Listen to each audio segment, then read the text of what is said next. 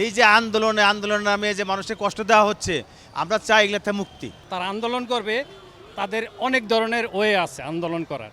এইভাবে রাস্তাঘাট বন্ধ করে মানুষকে জিম্মি করা, এটা আন্দোলনের পর্যায়ে পড়ে না বলে আমি মনে করি। আমি পুরা ঢাকা সিটিতে অলরেডি আমি চক্কর দিয়ে আসছি যে মানে আমি কোন দিক দিয়ে যাব এই মুহূর্তে আসতে আসতে এই পর্যায়ে মানুষ ভাই অতিষ্ঠ।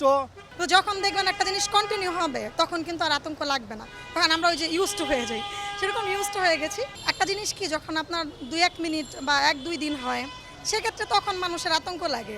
তো যখন দেখবেন একটা জিনিস কন্টিনিউ হবে তখন কিন্তু আর আতঙ্ক লাগবে না, তখন আমরা ওই যে ইউজড হয়ে যাই, সেরকম ইউজড হয়ে গেছি। কিন্তু তারপরেও চাই দেশের অবস্থা ভালো হোক, সরকার যেই হোক, প্লাস হচ্ছে মানে আন্দোলন যে কারণে হোক সব মিলে আমরা তো সাধারণ মানুষ, আমরা আন্দোলনেও নাই প্লাস সরকারের ওইখানেও নাই, আমরা শুধু চাই সব কিছু ঠিক হয়ে যায়। মানে এটা অবর্ণনীয় দুর্ভোগ, একাধারে এক তো দিন চলতে পারে না। এই যে আন্দোলন নামে যে মানুষকে কষ্ট দেওয়া হচ্ছে, আমরা চাই এগুলোতে মুক্তি। সাধারণ জনগণ আমরা শান্তি চাই। এই ধরনের মানে নৈরাজ্যতা আমাদের মানে কাম্য না। আমি বাডেমে আসছি ডাক্তার দেখাতে, আমি আসছি খিলক্ষেত থেকে। তো আমাকে বাংলা মোটর নামে দিয়েছে, তখন বৃষ্টিতে ভিজে ভিজে হাইটে আমাকে বাডেমে আসতে হয়েছে।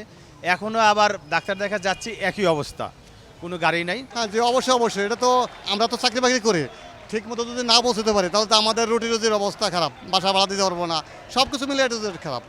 এখন আমি এতটুকুই বলবো যে উপরে যারা টপ লেভেল রাজনীতিবিদ যারা আছেন বা আইনজীবীরা যারা আছেন, তারা সবাই মিলে বসে একটা সুষ্ঠু সমাধান আসলে জনগণের ভালো হবে এবং দেশের ভালো হবে। 5 তারিখের পর চিন্তা করছিলাম যে আমাদের বাংলাদেশটা অন্যরকম হবে, কিন্তু তারপরেও এই ভোগান্তি। আজকে আমার মা হাঁটতে পারে না, ওনার হার্টে পেসমেকার লাগানো। তো এই ভোগান্তির কোনো কারণ হয় না। তারা আন্দোলন করবে, তাদের অনেক ধরনের ওয়ে আছে আন্দোলন করার। এইভাবে রাস্তাঘাট বন্ধ করে মানুষকে জিম্মি করা, এটা আন্দোলনের পর্যায়ে পড়ে না বলে আমি মনে করি। এই ব্যাপারটা আসলে ওনাদের দরকার যে যারা সংশ্লিষ্ট কর্তৃপক্ষ আছে, সরকার আছে, তাদের সাথে সুন্দরভাবে বসে আলাপ আলোচনার মাধ্যমে সব কিছু সলিউশন করার। প্রত্যেকটা মানুষের আসলে মানে কষ্টের লেভেল ছাড়াই গেছে এই প্রতিদিনই এই ধরনের দুর্ভোগ।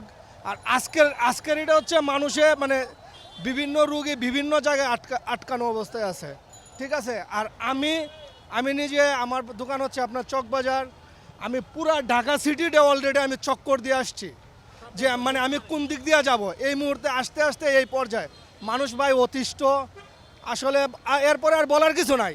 অবশ্যই এটা একটা ভয়াবহ পরিস্থিতি এই দেশের মানুষ আর এটা নিতে চাচ্ছে না, ঠিক আছে। যেই কোনো পরিস্থিতিতে এই ধরনের আন্দোলন, এই ধরনের মানে এই খারাপ পরিস্থিতি থেকে দেশকে মুক্তি দেখ। পাঠাও চলো দেশি ভাইবে, পাঠাও বাইকে 300 টাকা পর্যন্ত ডিসকাউন্ট। ডাউনলোড পাঠাও অ্যাপ নাও। রাজধানী একটা ক্যাপিটাল সিটি চলতে পারে না, যখন যার মন চাচ্ছে যে যেখানে ইচ্ছে দাঁড়ায় যাচ্ছে।